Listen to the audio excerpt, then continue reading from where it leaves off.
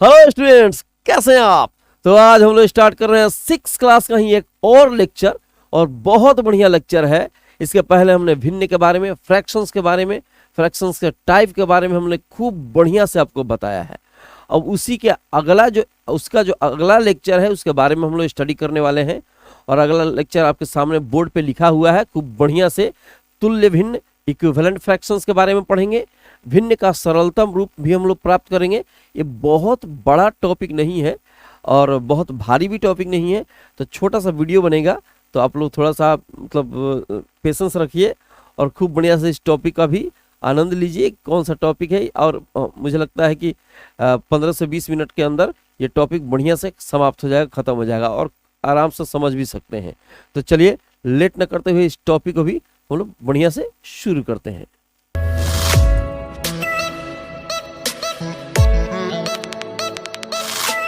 देखिए अभी जो टॉपिक आपको दिखाई दे रहा है, हेडिंग है तुल्य भिन्न। तुल्य का मतलब होता है बराबर। इक्विवेलेंट का अर्थ होता है कोई चीज बराबर होता है। तुल्य का मतलब ही होता है बराबर। कोई चीज बराबर होता है तो उसका मतलब तुल्य बोला जाता है। लेकिन उसमें भिन्न शब्द जोड़ा गया है। भिन्न के बारे में हम बता चुके हैं। जो बटे के रूप में होता है उसको भिन्न कहते हैं।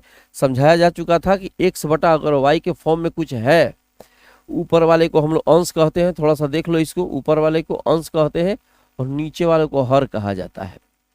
ऊपर वाला भाग अंश है, नीचे वाला भाग हर है, और दोनों मिलकर इसको बटा बोलते हैं। दोनों मिलकर ये बनता है भिन्न। क्या बनता है? भिन्न। अब पढ़ना है तुल्य भिन्न। तुल्य भिन्न का अर्थ होता है कि वैसे भिन्न जो आपस में बराबर हो। तुल्य का मतलब अभी बताया कि बराबर शब्द होता है। जैसे मान लो कि 1/2 लिखा हुआ है, कहीं लिखा है 2/4, कहीं लिखा है 3/6, कहीं लिखा है 4/8। ये सारे के सारे एक दूसरे के बराबर है। कैसे बराबर है? इसको जब तुम कटाएगा 2 से तो फिर 1/2 आएगा। इसको कटाएगा जब तुम 2 से तो 1/2 आएगा। इसको 2 बार में ये भी कट जाएगा तो 1/2 आएगा। इसका मतलब हुआ कि 1/2, 2/4, 3/6, 4/8 ये सारे के सारे तुल्य भिन्न थे। अब होता क्या है कि जैसे मान लो यहाँ पर लिखा हुआ है, कुछ भी लिख दो, जैसे 1/2 ही लिख दो और कहे कि इसके तुल्य भिन्न प्राप्त करिए। कोई भी अंक और भी दूसरा आप ले सकते हैं। जैसे मान लो कि यहाँ लिखा हो 4/12 ऐसे लिखा हो और कहे कि इसका तुल्य भिन्न प्राप्त करो। अंक बदल भी सकते हैं आप। जरूरी नहीं है कि ऐसा मैंने आपके दिमाग में ये नहीं होना चाहिए कि ऐसा ही अंक इसके नीचे हो जो ऊपर वाले अंश से हर कट जाए। ऐसा बात नहीं है। नीचे कोई भी अंक ले सकते। चलो 3 ही ले लेते हैं, ठीक है। 3 की जगह 7 भी ले सकते हो, कोई दिक्कत की बात नहीं है।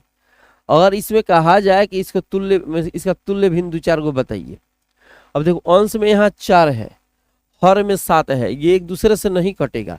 लेकिन कहा जाए कि इसका तुल्य भिन्न बताइए, तो आप ऊपर में और नीचे में, अंश में और हर में समान संख्या से गुणा करके इसका तुल्य भिन्न ज्ञात कर सकते हो। जैसे मान लीजिए हम 1 से गुणा करते हैं, तो जब ऊपर तुम 1 से गुणा करेगा तो नीचे भी गुणा करना पड़ेगा।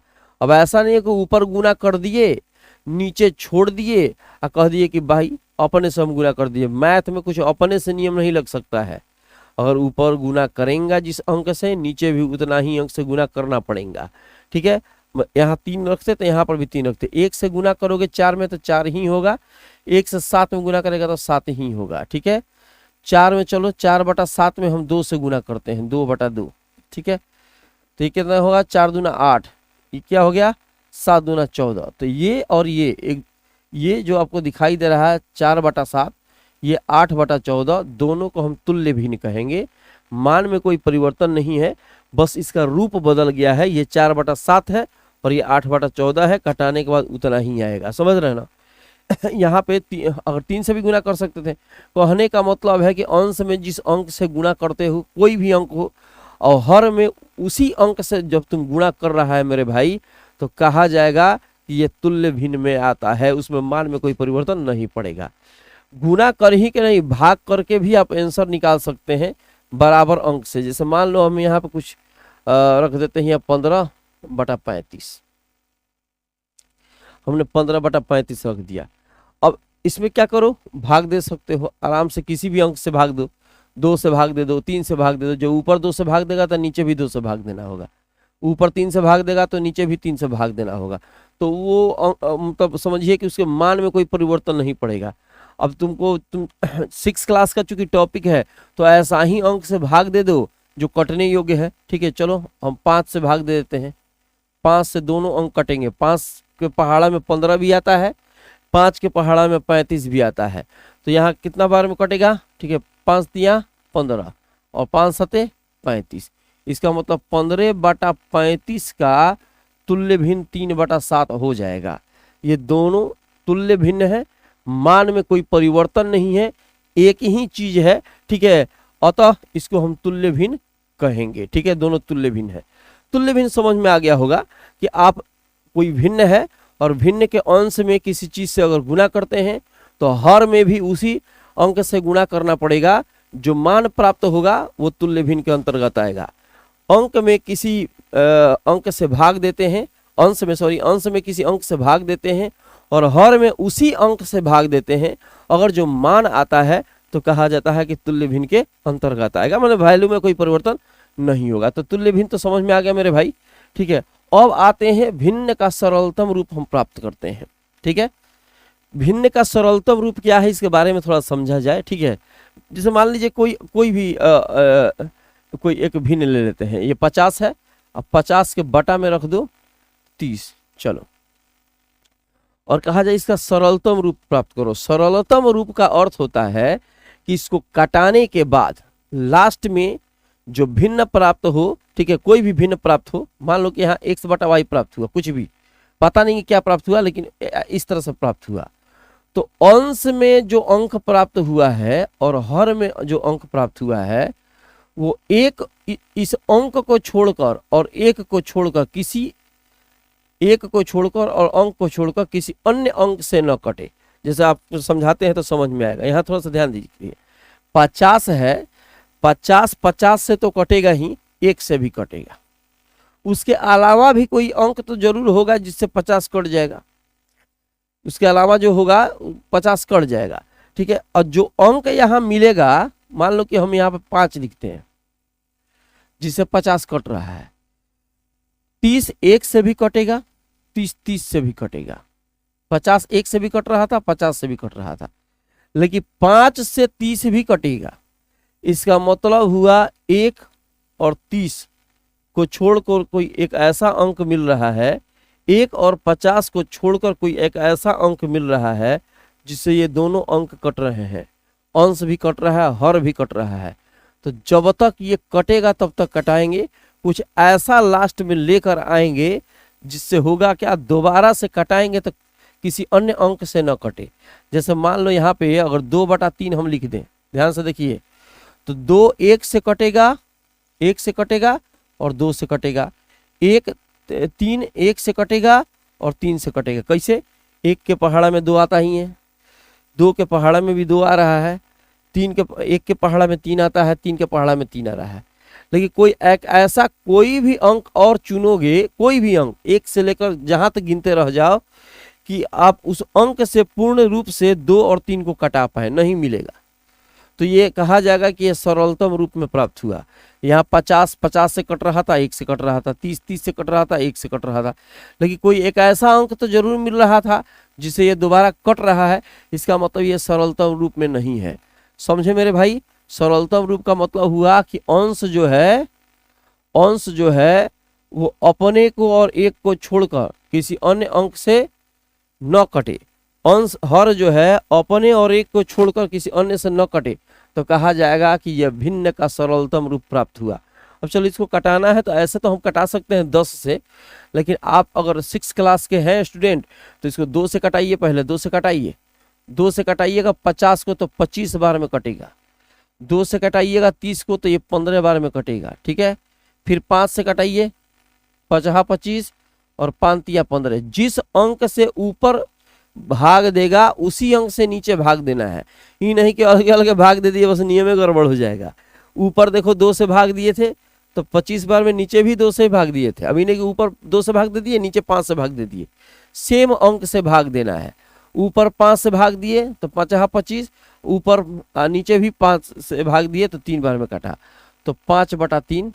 और ऊपर का 5 5 और 1 को छोड़कर, ठीक है, नीचे का 3, 3 और 1 को छोड़कर दोनों किसी एक अंक से नहीं कट सकते हैं, ठीक है, तो ये आ गया इस भिन्न का सरलतम रूप। कैसा रूप आ गया? सरलतम रूप। कोई और भी ले लो, 27 ले लेते हैं, बटा में 9 ले लेते हैं, चाहे कोई अंक 18 ही ले लेते हैं। चलो 27 बटा 18, अंश में 27 है और हर में क्या है? 18 है। अब 3 से कटाओ, देखो 27 27 से कटेगा और 1 से कटेगा, 18 18 से कटेगा, 1 से कटेगा, मतलब खुद की संख्या और 1 को छोड़कर अन्य कोई एक ऐसा अंक मिले जिससे दोनों कट रहा है तो इसका मतलब हुआ कि सरलतम रूप में नहीं है, ठीक है। तो 27 27 से कटेगा, 1 से भी कटेगा, 18 18 से कटेगा, 1 से भी कटेगा, लेकिन 3 ले लो, 3 से दोनों कट जाएगा, 9 ले लो, 9 से दोनों कट जाएगा, इसका मतलब हुआ कि यह सरलतम रूप में नहीं है। चलो कटाते हैं 3 से, ठीक है, 3 27, 3 6 18, एक ही अंक से दोनों ऊपर नीचे भाग देना है मेरे भाई। फिर 3 से कटाओ, 3 का 9, ठीक है, 3 दूना 6, तो 3 बटा 2, ये 27 बटा 18 का यह सरलतम रूप है।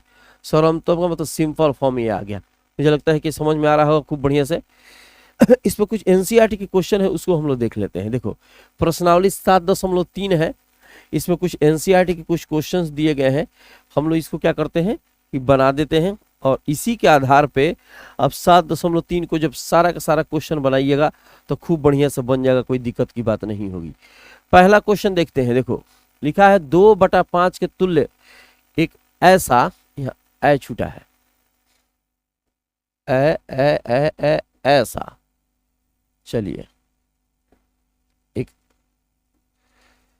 2/5 के तुल्य एक ऐसा भिन्न ज्ञात कीजिए जिसका अंश 6 है। देखो 2/5 करके तुल्य भिन्न ज्ञात करना है, बराबर का भिन्न। तो बराबर के भिन्न के लिए क्या बोले थे? या तो ऊपर आपको अंश में जिस संख्या से गुणा करते हैं, हर में भी उसी संख्या से अगर गुणा करते हैं तो तुल्य भिन्न प्राप्त होता है। अंश में जिस संख्या से भाग देते हैं, हर में उसी संख्या से भाग देते हैं तो तुल्य भिन्न प्राप्त होता है। तो यहाँ पे कह रहा है कि अंश 6 चाहिए, मैंने ऊपर वाले में आपको 6 बनाना होगा, तो जबरदस्ती तो नहीं बना सकते हैं। तो ऊपर वाले को 6 बनाने के लिए इसमें 3 से गुणा करेंगे तो ये 6 हो जाएगा। तो जब ये 6 हो गया, ऊपर 3 से गुणा कर दिया, तो नीचे भी 3 से गुणा करना पड़ेगा। नीचे तो देखना ही नहीं है कि क्या हो रहा है नहीं हो रहा है, क्योंकि कंडीशन है ऊपर के लिए, अंश के लिए कंडीशन है, अंश में 6 होना चाहिए। तो अंश को 6 बनाने के लिए हमने 3 से गुणा किया, तो हर में भी उसी अंक से गुणा करना पड़ेगा। तो 2 तिया 6 और 5 तिया 15, ये हो गया 6/15। ये 2/5 का तुल्य भिन्न 6/15 प्राप्त हुआ, जिसके अंश में 6 होना चाहिए, जिसका अंश 6 है। तो यह हो गया पहला का आंसर, ठीक है। दूसरा का आंसर देखिए 15/35, 15/35 के तुल्य वह भिन्न ज्ञात कीजिए जिसका हर 7 हो। हर को 7 बना देना है मेरे भाई, हर का कंडीशन है, तो अंश पर ध्यान नहीं देना है, बस इस पर ध्यान दीजिए। इस 7 कैसे होगा? तो 35 को 7 बनाना है तो इसको 5 से भाग देना होगा। 5 के पहाड़ा में 5 का 7 बार पहाड़ा पड़ेगा, ठीक है, तो 35 आ जाएगा। तो 5 से जब इसमें भाग दोगे तो ये आ जाएगा 7। तो जब नीचे जितना अंक से भाग दिया, ऊपर उतने अंक से भाग देना होगा। तब 5 तिया 15, ये हो जाएगा 7 5, ठीक है, 35, मतलब 5 7 35।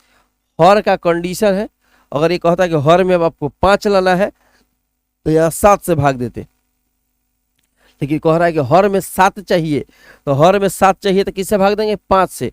5 का पहाड़ा 7 बार पढ़ेगा तो 35 कट जाएगा। तो नीचे जब तुम 5 से भाग दिया है तो ऊपर भी 5 से भाग देना पड़ेगा। तो 5 का पहाड़ा 3 बार पढ़ेंगे तो अब ये 15 आएगा, मैंने 3 बार में कटेगा। 5 का पहाड़ा 7 बार पढ़ेंगे तो 7 बार में ये 35 कटेगा, तो 3/7 होगा।